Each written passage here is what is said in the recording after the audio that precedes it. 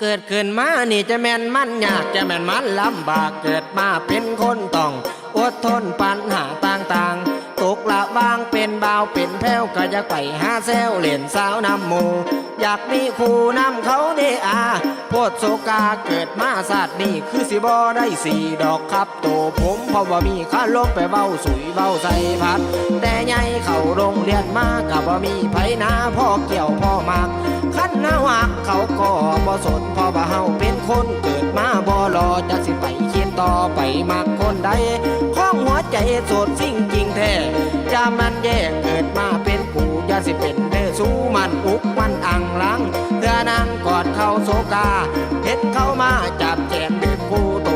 โดดอยู่เพียงหนึ่งคนเดียวโดดบ่มีไผเลี้ยวเห็นหอดกะงอนเดินมาตั้งแต่ก่อนทำบาปเป็นมาเอานกเอาขาปากข้างปากคูทนอยู่แบบคนเดียวได้เขาตายล่ะก็สร้างหัวมันนี่ล่ะชีวิตของฉันกิจวัตรประจำวันเล่นเกมแจ้ซึ่งเรื่องเก่งคอยก็มีอยู่หลายมากมายความสามารถมันยาวไม่เป็นแต่เรื่องเก็บเศร้าบ่ฮู้สิกล่าวว่าไงใจอายส่วนหลาย